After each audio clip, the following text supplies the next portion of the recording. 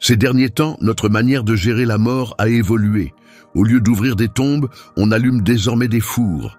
La crémation devient une tendance mondiale. Dans des pays comme les États-Unis, plus de la moitié de la population préfère la crémation à l'enterrement traditionnel. Beaucoup la considèrent plus pratique, plus écologique et surtout moins coûteuse. Mais pour les croyants, certaines questions se posent. Un chrétien peut-il choisir la crémation? Est-ce mal? Et la résurrection? Si un corps devient cendre, comment pourra-t-il ressusciter dans la gloire au dernier jour? Ce sont des questions difficiles et urgentes que de nombreux croyants se posent alors que la crémation devient plus courante. Voyons ce que dit vraiment la Bible et ce qu'elle ne dit pas. Nous allons explorer les Écritures et l'histoire, non pour vous dire quoi faire, mais pour apporter clarté, compréhension et orientation.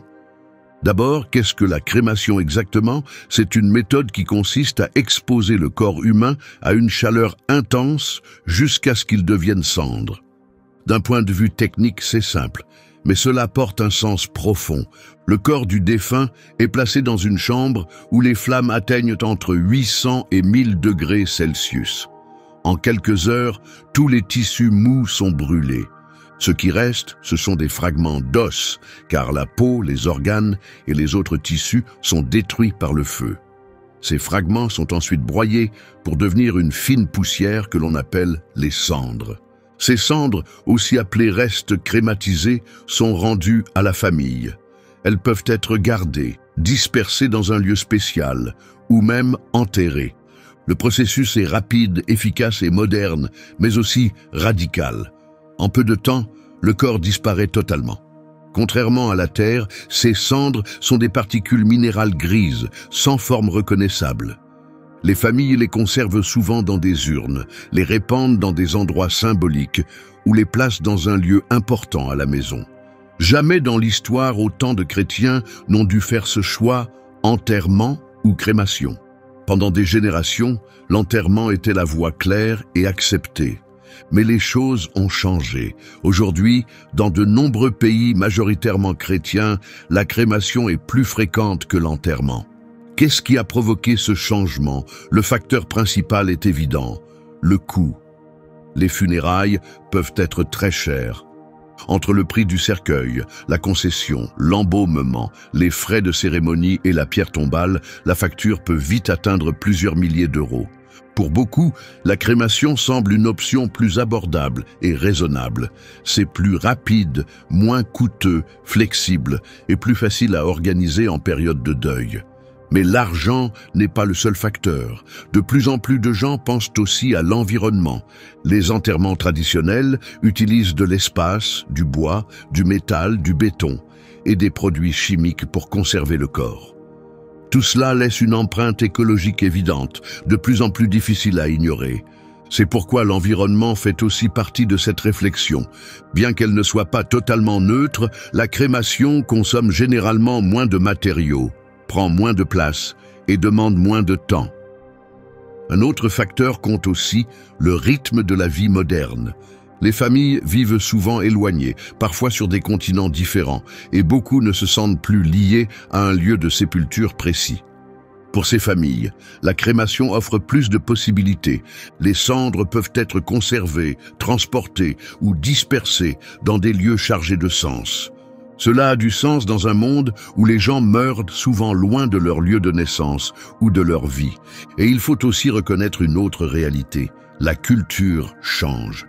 Notre rapport à la mort a évolué. Les funérailles sont plus courtes et les visites au cimetière sont moins fréquentes qu'autrefois. Dans ce nouveau contexte culturel, la crémation devient une option familière, perçue comme simple et logique. Mais une question essentielle se pose. Que dit vraiment la Bible sur la crémation? Est-ce un mal? Quand on cherche des réponses directes dans les Écritures, une chose surprend. La Bible n'en parle pas vraiment. Elle ne donne pas d'ordre clair contre la crémation, mais ne l'encourage pas non plus. Aucun verset ne dit de ne pas brûler le corps, et aucun passage ne présente la crémation comme une bonne chose. Ce n'était tout simplement pas une pratique courante chez le peuple de Dieu.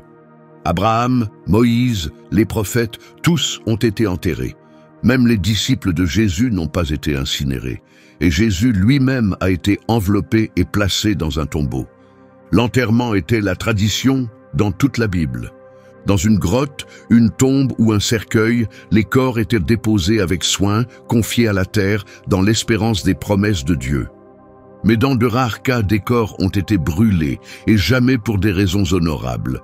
Le feu n'était pas un adieu paisible, mais un signe de jugement. Par exemple, dans Josué, chapitre 7, un homme nommé Achan a désobéi à Dieu en gardant des objets interdits après la chute de Jéricho. Quand sa faute a été révélée, la punition a été sévère. Le peuple d'Israël l'a lapidé, puis a brûlé son corps et celui de sa famille. Ce n'était ni un rite ni un hommage, mais une sanction, un acte de purification par le feu. Dans un autre passage, 1 Samuel, chapitre 31, le roi Saül et ses fils meurent au combat. Les Philistins exposent leurs cadavres pour les humilier.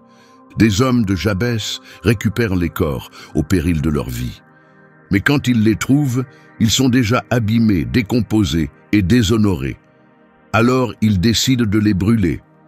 Dans ce cas, la crémation n'était pas un rituel sacré, mais une solution pratique et urgente. Les corps étaient profanés et endommagés.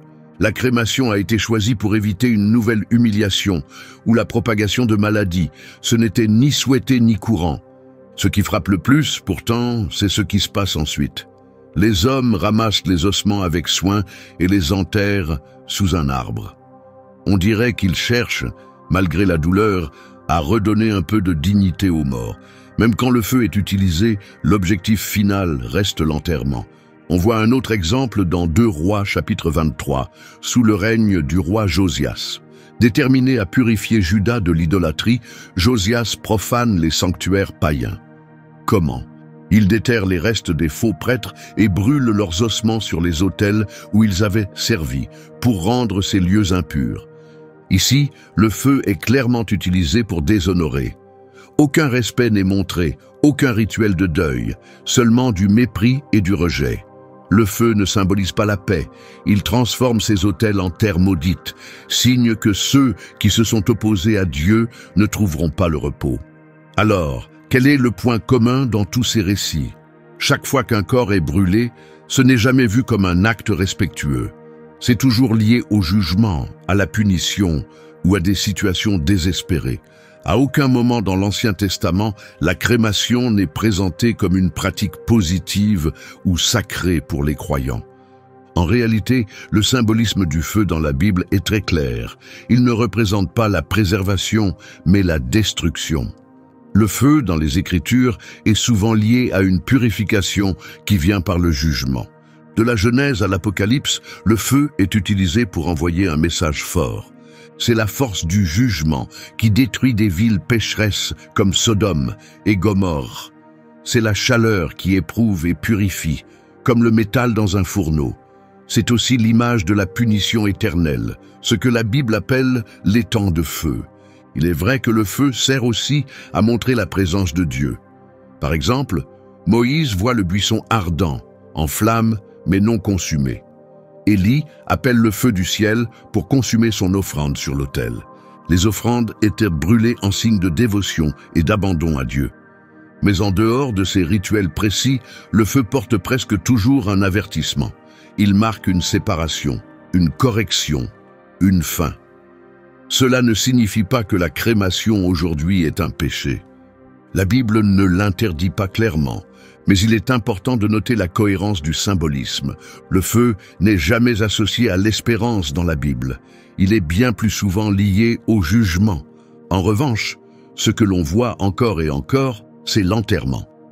D'Abraham à Jacob, de Moïse à David, les corps étaient placés avec soin dans des tombes. Et surtout, après sa mort sur la croix, Jésus lui-même a été enveloppé, traité avec respect et déposé dans un tombeau tout neuf. Placer un corps en terre a toujours été plus qu'une tradition. C'était une expression de foi, une manière silencieuse de dire que même si ce corps est mort, il y a encore de l'espérance. L'espérance que ce qui est enterré ressuscitera un jour. Depuis les premiers chapitres de la Bible jusqu'à la vie de Jésus, l'enterrement est présenté comme un acte chargé de sens, un geste de respect, un signe de confiance et un symbole d'attente. Comme on plante une graine, on attend quelque chose de plus grand, la promesse de la résurrection. Pour les croyants, le corps n'est pas juste de la matière, il est sacré, une œuvre d'art. Depuis le commencement, les Écritures décrivent le corps humain comme saint, façonné par Dieu lui-même. Dans la Genèse, on lit que le Seigneur Dieu forma l'homme à partir de la poussière, puis souffla en lui pour lui donner la vie. Oui, le corps vient de la poussière, mais il est devenu vivant par le souffle de Dieu. C'est cette union du physique et du spirituel qui a donné naissance à l'humanité. C'est pourquoi la Bible traite toujours le corps avec un profond respect, dans la vie comme dans la mort. Quand Dieu dit à Adam « Tu es poussière et tu retourneras à la poussière », il parle du chemin naturel du corps, revenir à la terre d'où il vient. Ces mêmes paroles ont été répétées pendant des siècles lors des funérailles chrétiennes, comme rappel du dessein originel de Dieu. L'enterrement a donc toujours été un acte de foi. On le voit clairement dans Genèse 23. Quand Sarah meurt, Abraham est en deuil, mais il ne cherche pas une solution rapide ou bon marché. Il ne veut ni cadeau ni compromis. Il insiste pour acheter un vrai lieu de sépulture. Même lorsqu'on lui propose un emplacement gratuit, il refuse avec respect. Il négocie avec soin l'achat de la caverne de Macpéla auprès des Hittites. Pourquoi autant d'efforts? Parce qu'à ses yeux, offrir une sépulture à Sarah n'était pas qu'une question de coutume. C'était un acte d'amour et de foi. Il voulait honorer sa mémoire et affirmer une chose, même dans la mort, ils appartenaient à la terre promise par Dieu. Ce geste n'était pas un simple adieu, il portait une dimension prophétique. Il annonçait un avenir où cette poussière vivrait à nouveau. Plus tard, dans Deutéronome 21, Dieu donne un ordre surprenant. Si quelqu'un est exécuté et que son corps est suspendu à un arbre, il ne doit pas y rester pendant la nuit. Il doit être descendu et enterré le jour même. Pourquoi? Parce que même dans le jugement, Dieu demande du respect. Même coupable, un corps humain mérite la dignité car il porte encore l'image de son Créateur. L'enterrement n'était donc pas réservé aux justes. C'était une façon d'honorer l'image divine en chaque personne, même après la mort. Et puis, il y a la sépulture la plus sacrée de toutes, celle de Jésus. Le corps du Fils de Dieu, après la crucifixion, n'a pas été jeté ni brûlé. Il a été délicatement descendu de la croix, enveloppé dans un linceul propre, traité avec des parfums, puis placé dans un tombeau neuf. Joseph d'Arimathie, un homme riche et respecté, a offert sa propre tombe en signe de profond respect. Tout près, les femmes observaient et les disciples restaient silencieux, conscients que même blessé, son corps restait sacré. Cet enterrement est vite devenu une partie essentielle du message de l'Évangile. Il est mort, il a été enterré, et le troisième jour, il est ressuscité. Sa sépulture n'était pas la fin, c'était le début de quelque chose de plus grand. Dans toute la Bible, l'enterrement porte une forte signification spirituelle. Le croyant repose dans l'espérance, attendant la résurrection. Enterrer un corps, c'est semer une promesse. C'est poser quelque chose en terre avec la certitude qu'il se relèvera un jour.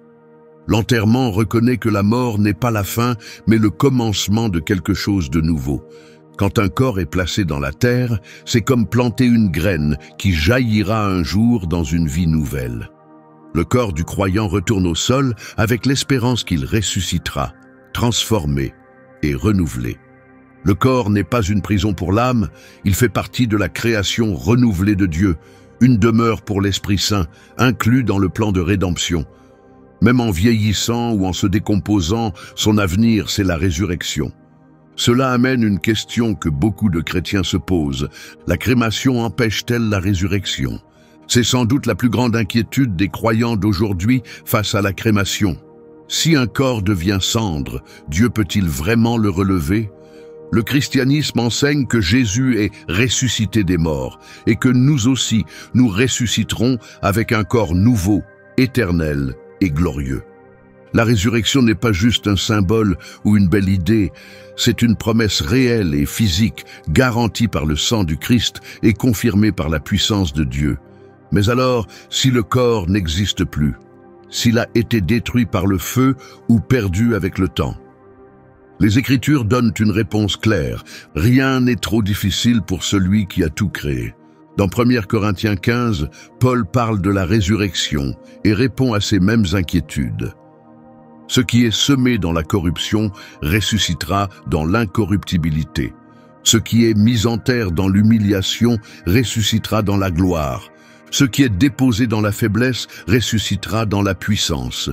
Un corps naturel est enseveli, un corps spirituel est relevé. Paul ne dit pas que nous recevrons exactement le même corps qu'avant. Il parle d'une transformation totale. Comme une graine disparaît dans la terre pour devenir un arbre ou une fleur, notre corps retourne à la poussière pour ressusciter, renouvelé, glorieux et entièrement nouveau.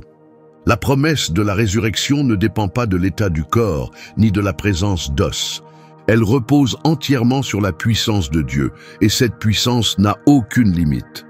N'est-ce pas Dieu qui forma Adam à partir de la poussière, donnant vie à l'homme à partir de rien? S'il a pu faire cela au commencement, pourquoi la crémation serait-elle un obstacle pour lui? Que les restes soient perdus en mer, dispersés sur une montagne, détruits par le feu ou effacés par le temps, cela ne change rien. Dieu n'a pas besoin de morceaux de corps pour accomplir un miracle. Sa parole seule suffit pour donner la vie. Beaucoup des premiers chrétiens n'ont jamais été enterrés. Ils ont été brûlés lors des persécutions, déchirés par des bêtes, noyés ou jetés dans des fosses anonymes. Leurs restes ont été éparpillés, sans pierre, sans tombe, sans souvenir. Mais cela les a-t-il empêchés de ressusciter? Leur résurrection est-elle perdue parce que leur corps n'a pas été préservé? Bien sûr que non. La résurrection ne dépend pas de ce qu'on peut voir ou retrouver, mais de celui qui se souvient de chaque âme.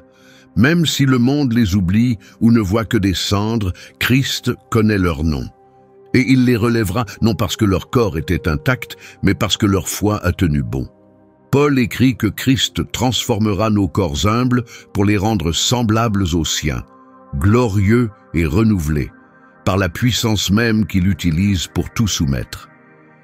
Il n'a jamais dit que nos corps seraient reconstruits pièce par pièce. Il a dit qu'ils seraient transformés. Et cette transformation ne dépend pas de ce qui reste, mais de celui qui détient l'autorité. Alors, la crémation empêche-t-elle la résurrection? Non, car le Dieu qui a fait la promesse n'a pas besoin de notre aide pour l'accomplir. Il ne dépend pas des cercueils, des os ou des pierres tombales. Il règne sur toute la création, et ce qui est cendre aujourd'hui peut devenir gloire demain.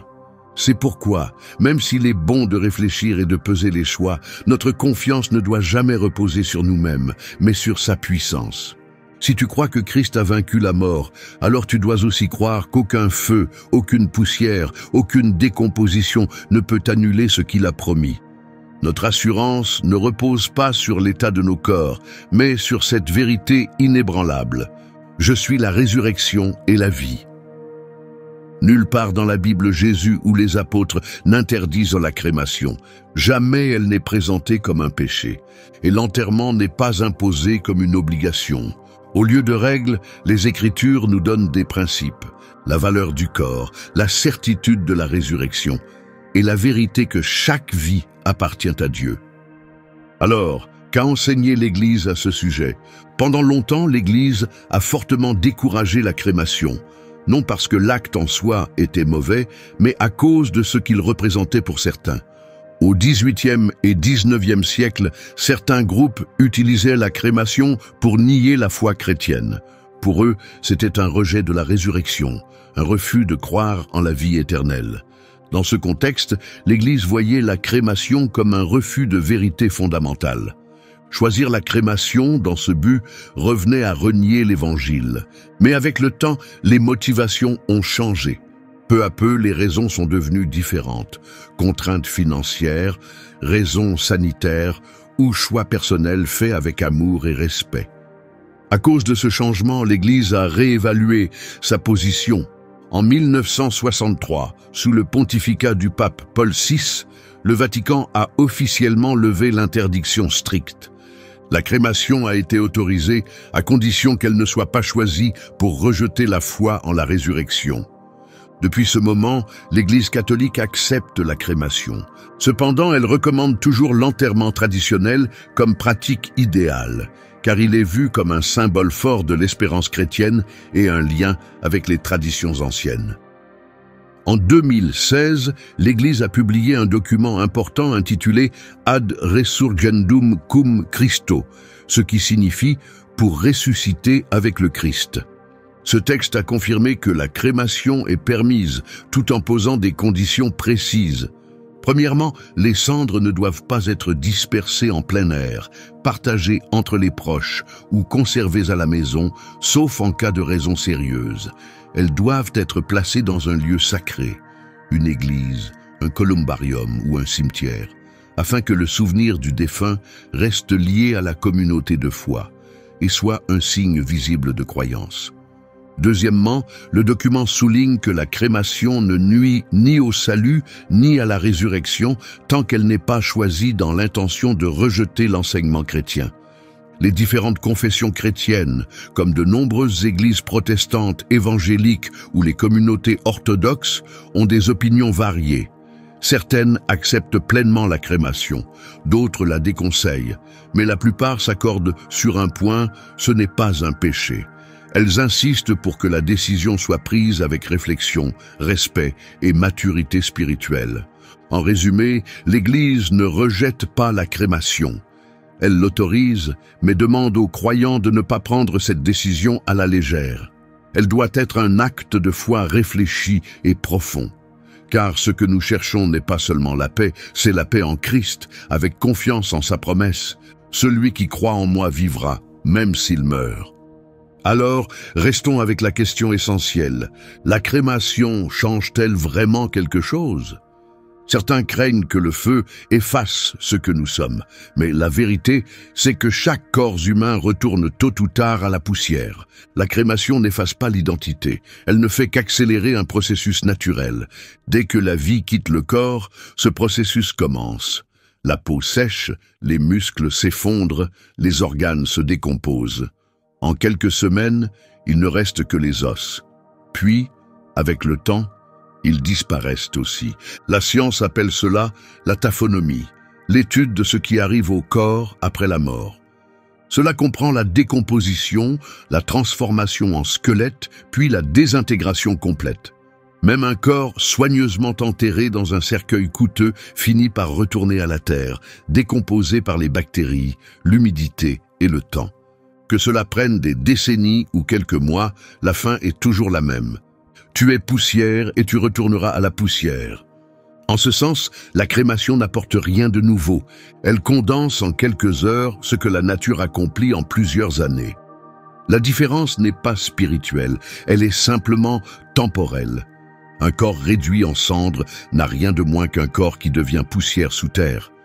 Que le retour à la terre se fasse lentement ou par le feu, ces deux chemins mènent à la même question. Qu'est-ce qui reste vraiment de nous? La réponse est simple mais profonde. Ce qui reste, c'est ce que Dieu n'oublie jamais. Ce qui reste, c'est l'âme, notre identité éternelle, et le but pour lequel nous avons été créés. Ce qui demeure, c'est ce qui ne peut ni pourrir, ni brûler, ni disparaître dans une tombe.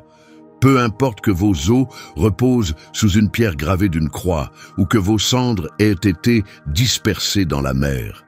Ce qui nous limite ne limite pas Dieu. Le feu ne peut l'arrêter. Le temps ne peut effacer sa mémoire. Même la perte totale ne dépasse pas sa puissance.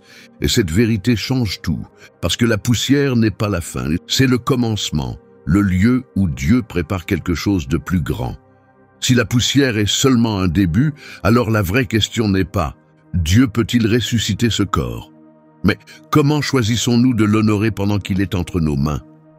Même si Dieu n'a pas besoin des os pour ressusciter les morts, nous sommes quand même appelés à traiter le corps humain avec honneur. Ce qu'il a façonné avec amour mérite notre respect. Le physique et le spirituel ne s'opposent pas. Dans le plan de Dieu, ils sont merveilleusement liés. L'apôtre Paul le dit clairement.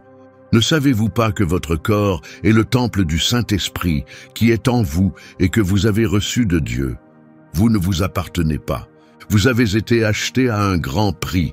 Glorifiez donc Dieu dans votre corps. Si le corps est un temple, ce n'est pas une simple enveloppe.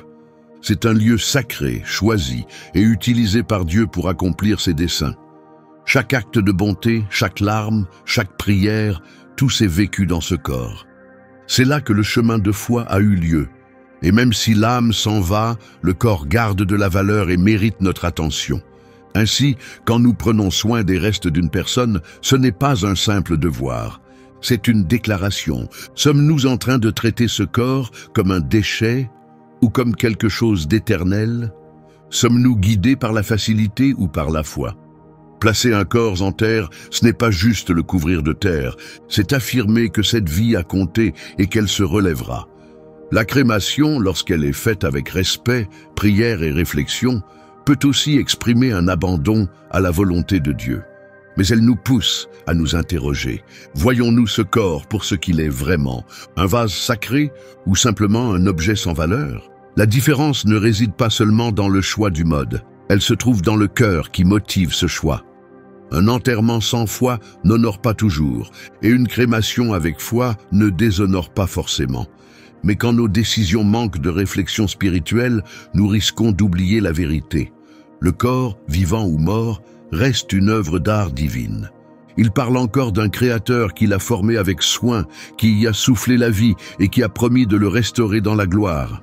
C'est pourquoi, avant toute décision, nous devons regarder avec les yeux de la foi. Le corps que nous tenons maintenant sans vie, fragile, était autrefois un vase sacré, et un jour, il portera à nouveau la vie éternelle. Si le corps est vraiment un temple digne de respect, alors il faut aussi penser à ce qui suit et à ceux qui restent. Car la mort n'est pas seulement la fin d'une vie, elle ouvre aussi une période de deuil qui a besoin de soins et de soutien. Des moments et des lieux où la tristesse peut s'exprimer, où l'amour peut pleurer, où la guérison commence. C'est ici qu'un autre aspect entre en jeu. Que devient le souvenir quand le corps n'est plus présent? Où iront les proches pour faire leur deuil? Pendant des siècles, l'enterrement n'a pas été qu'un rite religieux. Il a servi de socle au processus de guérison.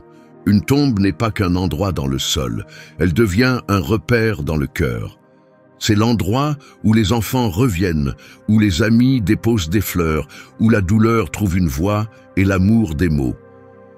C'est un lieu de prière, de silence, de larmes sans honte.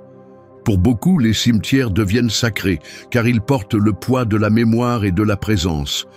Mais quand un corps est réduit en cendres, ce repère peut disparaître. Il n'y a plus de terre à toucher, ni de pierre portant un nom. Ce lien est-il rompu ou simplement transformé? La crémation, bien que différente, ne doit pas être vide de sens. Pour certains, disperser les cendres en mer devient un symbole de libération. Pour d'autres, les garder dans une urne procure réconfort et proximité. La mémoire continue, mais elle se déplace. Elle ne reste plus liée à un lieu, mais se retrouve dans le vent, dans une chanson écoutée chaque année, dans les récits que l'on répète. Enterrer des cendres dans un jardin ou les placer sous un arbre crée un héritage vivant. Mais cela comporte aussi un risque. Dans un monde rapide et oublieux, ce qui n'est pas visible peut être négligé. C'est pourquoi les familles doivent y réfléchir profondément. Le deuil demande du temps. Il a besoin de rites. Même si la mort est naturelle, notre réponse doit toujours être empreinte d'amour et de soin. La mémoire n'est pas un simple sentiment, c'est de l'amour étendu dans le temps. C'est notre façon de dire que cette vie comptait, qu'elle a laissé une trace et que son histoire a eu du sens.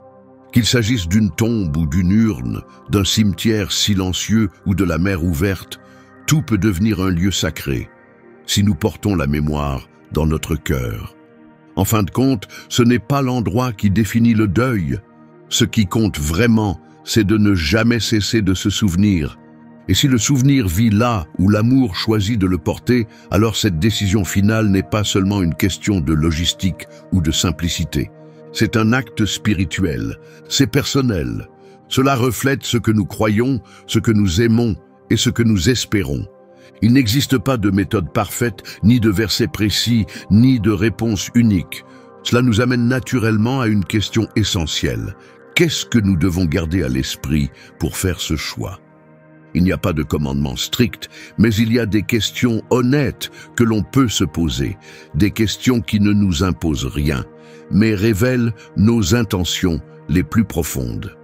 La première et la plus importante est: est-ce que cette décision reflète la gloire de Dieu? Est-ce que je témoigne, même dans la mort, de ma foi en la promesse de la résurrection? La deuxième est: qu'est-ce qui apportera le plus de paix à ceux que j'aime? Car nous ne marchons pas seuls sur ce chemin. D'autres pleureront, d'autres se souviendront, d'autres auront besoin de temps et d'espace pour dire adieu. Ai-je pris en compte leurs besoins?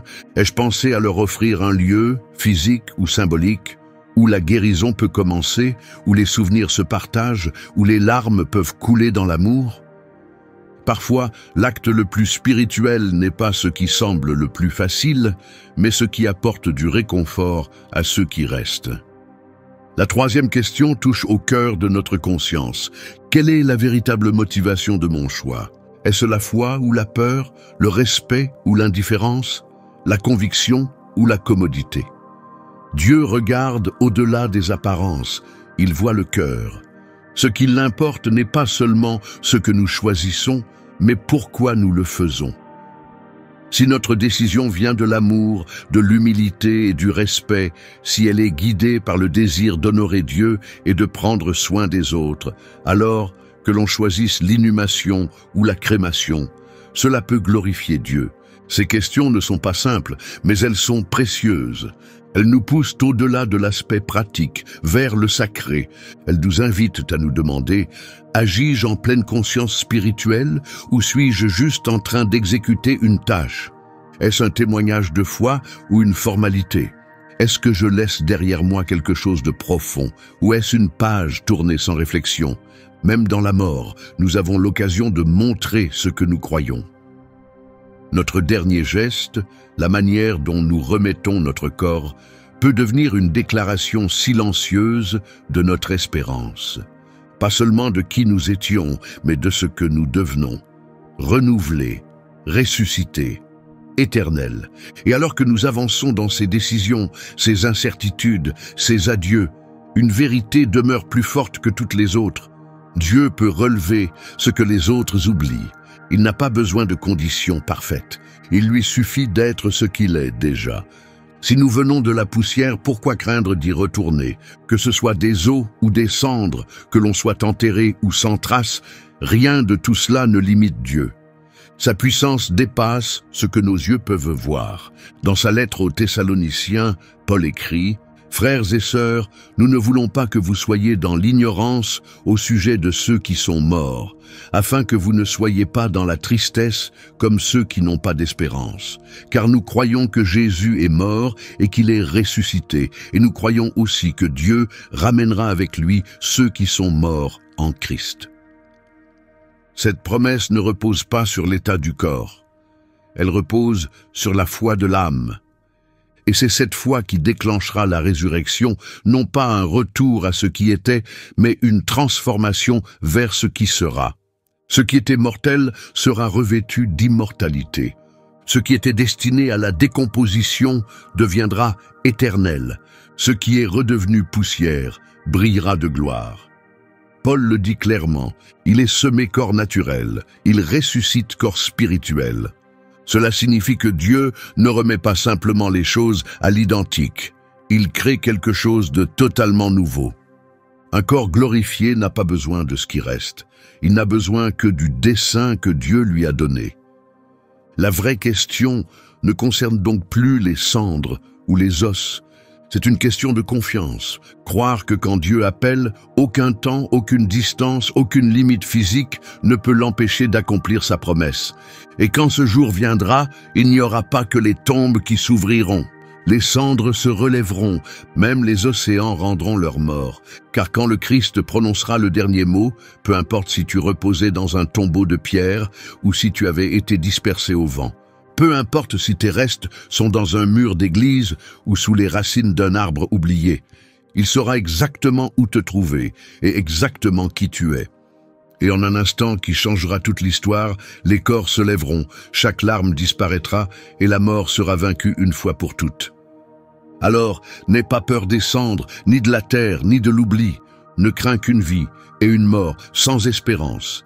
Car quiconque meurt en Christ ressuscitera.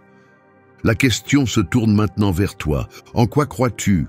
Un chrétien peut-il choisir la crémation? As-tu déjà pris cette décision pour toi-même ou pour un proche? N'hésite pas à partager tes réflexions dans les commentaires ci-dessous. Il n'y a pas de réponse unique, mais ton témoignage pourrait être la lumière dont quelqu'un d'autre a besoin. Parfois, ton expérience peut apporter du réconfort à une personne encore en quête de paix. Et pourtant, ce n'est pas la seule question, car si nos corps retournent à la terre, qu'advient-il de l'âme? Que se passe-t-il quand le souffle de vie s'en va? L'enterrement ou la crémation ne sont que le commencement d'un mystère plus profond. Si tu t'es déjà demandé ce qui arrive à l'âme après la mort, regarde la vidéo qui s'affiche à l'écran maintenant. Elle explique ce que la Bible enseigne sur le voyage de l'âme au-delà de cette vie. Que se passe-t-il après la mort? Où allons-nous? Regarde attentivement, car les réponses sont écrites dans les Écritures. Que Dieu te bénisse.